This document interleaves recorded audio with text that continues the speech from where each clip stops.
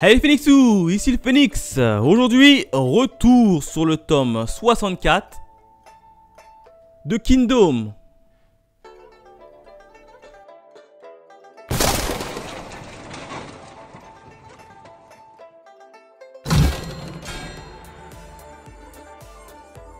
Comme d'habitude, on s'arrête rapidement sur la jaquette et les différents bonus avec le tome 64. Jaquette plutôt sympa, puisqu'on a qui?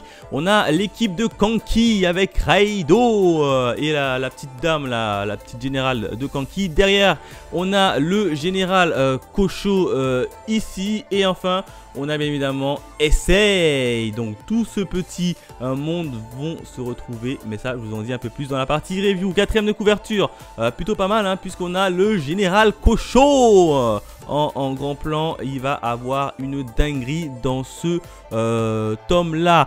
Petite page en couleur. Et oui, on retrouve Shin avec Essaye avec sa tête du pas content. Ah oui, non, là, Essaye n'est pas content. Et on va le voir un peu plus tard dans la partie review. Et à la fin du bonus, à la fin du manga, à la fin du tome plutôt, je vais y arriver.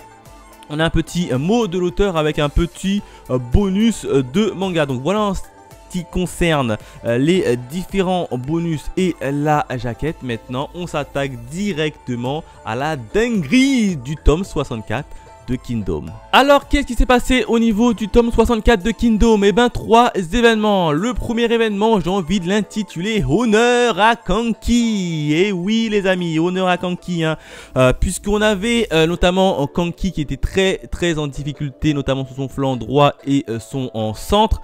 Et là, eh ben, on va retrouver Kanki. Oui, puisque le général Kosho, il va voir que son aile droite à lui est totalement décimée.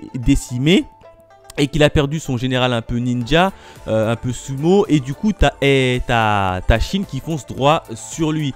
Pour l'intercepter, il va décider d'enlever une partie de sa garde rapprochée pour pouvoir l'affecter directement et aller confronter Shin et aller ralentir Shin.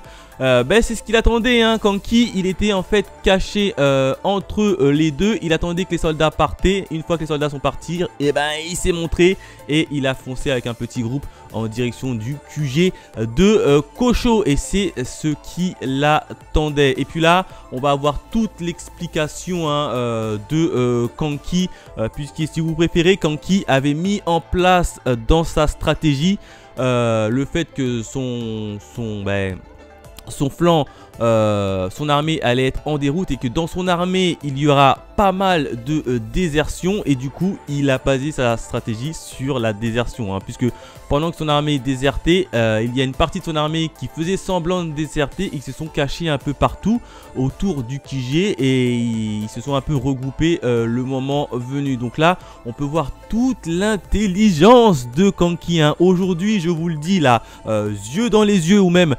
caméra à caméra, Kanki aujourd'hui il a toute sa place pour s'assire à la même table qu'un Uzen ou qu'un Riboku, en termes de stratégie ou même en termes de général réfléchi. Le gars il s'assit à l'aise à côté de Riboku et de Uzen.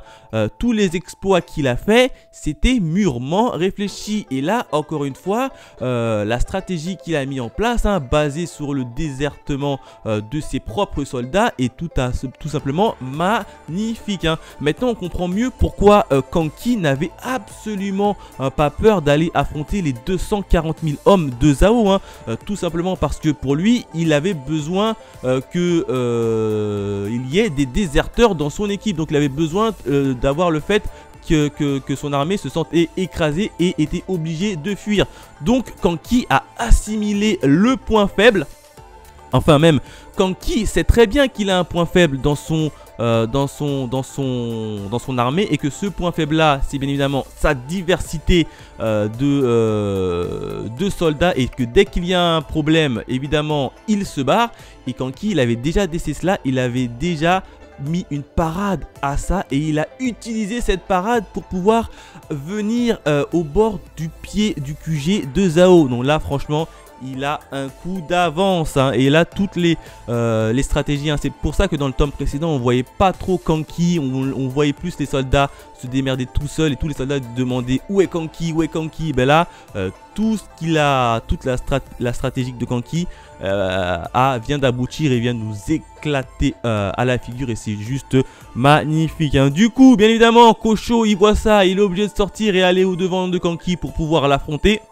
Manque de peau, Kanko se fait totalement engloutir, notamment l'armée de Kosho. Hein. La garde rapprochée de Kosho se fait totalement engloutir par celle de Kanki. Kosho, qu'est-ce qu'il dit? Il a dit t'inquiète pas, je ne te laisserai pas le plaisir de me tuer. Et puis là, Kosho se suicide. Hein. Littéralement, il prend l'épée, il se tranche la gorge. Mais avant de se trancher la gorge, il va en direction de Kanki pour l'emmener avec lui. Mais manque de peau, les soldats de Kanki l'interceptent au dernier moment et le foudroient, hein, le tue. Donc là, Kanki vient de pulvériser le général en chef Kosho, hein, et permet à Kin d'aller directement sur Zao. Et ça, c'est une très grande prouesse. Hein. À partir de là, Kanki, il va avoir le choix et il va décider de faire prisonnier tous les soldats de Zao, hein, qui se rendent, mais en manipulant l'information. Hein. Pourquoi il va manipuler l'information? Parce qu'ils savent très bien qu'en face, que les soldats de Kanki sont un peu durs, et donc si jamais il va dire stop, arrête-toi, je t'en conjure, il ne te fera aucun mal. Si c'est les soldats de Kanki qui parlent, ils savent très bien qu'ils vont mentir et qu'ils vont le tuer. Et du coup, pour faciliter le dépôt des armes des soldats de Zao, il va prétexter comme quoi ce sont des soldats de Uzen qui sont quand même réputés plus calmes et plus réfléchis. Et du coup, ça va favoriser le dépôt des armes des soldats de Zao. Et encore une fois, cette stratégie, elle est juste magnifique. Et oui, hein, je vous dis, hein, Kanki, vous le voyez, il est comme ça. Mais il fait tout pour réussir sa mission et c'est en ça que Kanki est exceptionnel. Le deuxième événement, j'ai envie de l'intituler Destitution, point d'interrogation. Et oui, hein, puisque Kanki, maintenant qu'il a fait prisonnier les soldats de Zao qui se rendaient, et en même temps de ça, il a quand même buté Kosho. Et puis là, il se dit, mais où est passé Raido? Un Raido qui a été chopé et arrêté par le général Kosho. Tout le monde le cherche. Et puis là, on va retrouver Raido totalement coupé en 1000 morceaux, gisant dans un espèce de coffre plongé de sang. C'était totalement dégueulasse. Aïe, aïe, aïe, aïe, aïe. Et puis là, tu vois Kanki, il est assis devant le coffre. Il montre évidemment le Raido mort à assez haut gradé. Ces hauts gradés sont totalement en colère. Et puis là, t'as Kanki quand même. C'est la première fois que Kanki, il avait un visage pas jouissif, mais un peu déçu, un peu peiné. C'est la première fois quand même que je vois Kanki ressentir une certaine peine dans la perte d'un de ses soldats. C'est quand même Raido, hein, Raido. Et en plus, on va apprendre que Raido, c'était, si je ne me trompe pas, Raido, c'était le premier clan, si je dis pas de bêtises, à rallier le camp de Kanki. Donc, ils se connaissent depuis pas mal de temps et le fait d'avoir perdu un Raido, un gars fort, un gars sûr, franchement, tu voyais quand même la tête de Kanki. C'est la première fois que je le voyais, il était un peu... il avait le chagrin. Ah, il avait quand même le chagrin, le petit Kanki. Du coup, qu'est-ce qu'il va faire Kanki? Il va un peu se venger. Parce que pour moi, ça c'est une vengeance. Hein. Il va rassembler ces prisonniers qu'il a faits. Il va les rassembler et petit par petit, il va les amener dans un autre coin et il va les couper leur tête. Hein. Il va tout simplement les tuer. Ça, il n'y a rien à dire. Alors, c'est marrant qu'il va mettre en place ces stratégies. Pourquoi il va mettre en place ces stratégies? Tout simplement parce qu'il se dit que si jamais les prisonniers qu'il a fait, puisqu'ils sont beaucoup les prisonniers, hein, je vous rappelle au départ, ils étaient 240 000. Soldats, et que si jamais les soldats se rebellaient, et ils allaient être dépassés et puis ils allaient se faire être écrasés. Du coup, pour prendre les devants, il a décidé de liquider tout simplement tous les soldats, même ceux qui se sont rendus. Hein. Pas de quartier chez Kanki. Bien évidemment, ce petit massacre arrive aux oreilles d'Eisei. Heisei qui est tranquille à Kanu. Kanu, je crois, la capitale de Qin, hein, de mémoire. Il est tranquille et puis il entend que Kanki, il a décimé des soldats qui se sont rendus. Heisei, il était vert de rage. Ah, clairement, il était vert de rage. Hein. Il a dit, moi, je veux pas d'un deuxième Shuei. Hein. Je vous rappelle que Shuei, t'avais un des grands 6 généraux qui avait enterré vivant. Lui, c'est pire, il avait enterré quand même vivant des soldats qui s'étaient rendus. Et bien évidemment, ça avait créé une haine monumentale envers le peuple Qin. Et vu que Heisei, son boulot, c'est quoi? C'est tout simplement de faire la paix avec tous les autres peuples, mais au moyen de la guerre. C'est de pacifister.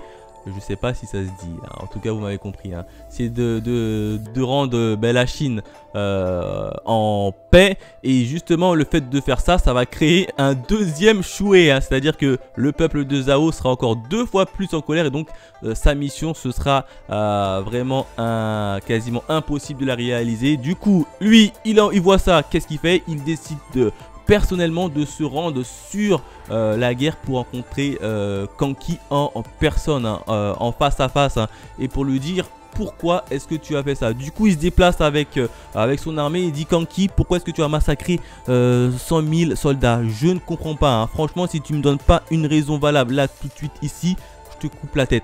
Oh, là tu vois quand même que Heisei il blague plus, hein. Par contre Heisei il devrait faire quand même attention à comment il s'adresse à Kanki, parce qu'en face t'as quand même Kanki, hein. Kanki, je vous rappelle qu'il n'en a rien à carrer, et du jour au lendemain il peut venir enfoncer une épée dans le cœur de quiconque, hein. Kanki, à chaque fois je le vois comme ça, donc il devrait quand même faire attention à comment il s'adresse à Kanki. Et Kanki également, hein. Kanki, lui, que ce soit Heisei, un roi, un seigneur, il s'adresse avec une nonchalance monumentale. Le gars, il a les pieds croisés sur la table, et il parle normal à Heisei. Là, c'est quand même un manque de respect, hein. Personnellement, je serais à la place d'Heisei, je l'aurais coupé la tête à Kanki. Mec, il y a un manque de respect monumental, mais c'est ce qui fait son charisme fou. Quoi qu'il en soit, Heisei lui demande des explications. Et puis là, t'as le stratège de Kanki, un Marron qui lui dit, écoute, voilà pourquoi est-ce qu'on a tué tout simplement les soldats. Tout simplement parce que si jamais ils se rebellaient, on allait être un peu dépassé. Donc c'est pour ça qu'on a décidé de les tuer. Et puis là, t'as Heisei qui dit, mais même, vous pouvez tuer seulement la moitié et laisser vivre l'autre. Pourquoi avoir tué 100% des soldats? Moi, je vous le dis pourquoi ils ont tué 100% des soldats. Tout simplement parce que c'est une vengeance. T'as quand même Kanki qui a perdu l'un de ses bras droits, Reido. Il avait la haine, il voulait se venger, il a décidé de passer sa vengeance sur les soldats qui se sont rendus. Point final, c'est pure vengeance. Et puis là t'as Marron qui essaye par tous les moyens d'atténuer pour qu'il laisse la vie sauve à Kanki. Et puis là t'avais une certaine tension assez chaude. Et puis là, contre toute attente, t'as Heisei qui réfléchit, qui dit, bon, ok, vu que tu as battu le général en chef Kosho, je te dois bien ça, et du coup je te pardonne pour cette fois-ci. Mais si jamais tu recommences, je te préviens, j'arrive et je te coupe moi-même la tête. Donc Heisei, il le pardonne. Le gars, il a tué 100 soldats qui se sont rendus. Heisei, il s'assit dessus, il le pardonne. Et puis là t'as Kanki, il dit, attends, et pour mon statut de grand 6 généraux, est-ce que je suis destitué? Puis là t'as Heisei qui se retourne et dit, non, tu conserves ton statut. Là, Kanki, il a gagné sur tous les tableaux, hein. Le gars, il a fait un massacre monumental, il s'est vengé, il a battu le général Kosho. T'as Heisei qui vient devant lui, il le parle mal. Et pour couronner le tout, il est pardonné et il garde son statut de grand général. Là, franchement, Kanki, il a gagné sur toute la ligne. En même temps, je comprends Heisei, puisque Heisei ne peut pas faire la guerre et prétendre à pacifister la Chine sans Kanki, parce qu'il a besoin clairement de Kanki. Aujourd'hui, si Kanki demain il part, Heisei ne parviendra pas à unifier la Chine, hein. Pour moi, c'est ça. Donc là, il est obligé malheureusement de s'asseoir sur ça et de lui pardonner pour pouvoir réaliser son rêve. Enfin, le troisième événement, j'ai envie de l'intituler le retour d'un des trois grands cieux. Et oui, puisque maintenant que le général Kosho, le rempart, le bouclier de Zhao est tombé, et ben en haut, chez Zhao et notamment chez Kakukai, Kakukai, le chancelier de Zhao, celui-là qui a notamment fourmenté la rébellion, et ben il se dit qui va venir nous protéger maintenant qu'on a perdu notre dernier grand général. Enfin grand général, c'est pas réellement un général, mais c'était un général assez réputé, Kosho. Du coup il va se poser la question, et puis là on va revoir Rempa. Et oui, l'un des trois grands cieux de première génération, Rempa. Alors on va lui poser la question à Rempa, est-ce que ça te dirait de venir nous aider, de revenir à Zhao? Rempa il dit oui, il n'y a pas de problème, moi je reviens et puis je veux couper la tête à Kanki. Évidemment on va soumettre l'idée à Kakukai, et puis Kakukai il va dire non, je suis pas chaud, je refuse. Et oui, puisque qui est-ce qui a mis à la porte Rempa de Zhao et qui l'a forcé à s'exiler? C'est Kakukai, qui était notamment l'un des instigateurs de tout ça. Donc il se dit, si jamais Rempa il revient, il va lui couper la tête et puis il aura perdu tout ce qu'il a mis en place. Du coup il a refusé. Et puis là il se dit, j'ai pas réellement de choix entre la peste et le choléra. Il préfère choisir le choléra, très clairement, puisqu'il va faire revenir Riboku. Il va demander à Riboku, l'un des trois grands cieux nouvelle génération, de venir de revenir et d'aider à battre Kin. Et oui, et là il a plus trop le choix, puisque d'un côté il a Rempa, auquel c'est lui qui a participé à à le faire exiler. De l'autre côté, on a également Riboku qui l'a exilé, qui l'a chassé de Zhao comme un cafard.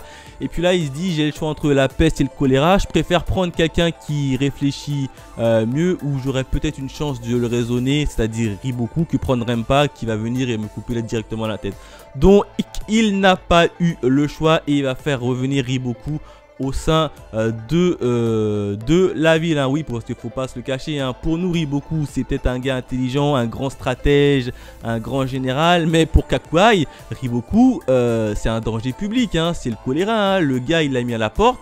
Si Riboku, il vient, il veut la tête de Kakuai. Bon, après, on ne sait pas comment ça va se passer, tout ça. Mais en tout cas, il n'a vraiment pas eu le choix, et ça va être Riboku qui va un peu reprendre les rênes de la défense de Zhao, et du coup on va avoir potentiellement dans le tome 65 un Riboku versus un Kanki. Ouh, ça va être du lourd. Voilà ce que je pouvais dire sur le tome 64 de Kingdom, un tome tout à fait magistral, une dinguerie monumentale. On a un Raido qui est mort, un Kosho qui est mort, le retour du GOAT Riboku, et mec, t'as un deuxième GOAT, un Kanki qui manque de respect ouvertement à un roi. Toi, va parler comme ça, soit à ton boss ou bien à ton prof, mec, il va te gifler tout de suite là, maintenant. Donc là, on peut voir le tome 64, j'ai totalement kiffé. Si je vais mettre la note sur 5 étoiles, je l'aurais mis 5 sur 5. Voilà, n'hésitez pas à me dire dans les commentaires vos avis et à liker, à partager. Quant à nous, on se retrouve très vite pour de nouvelles aventures. Allez, bye mes Phoenixous.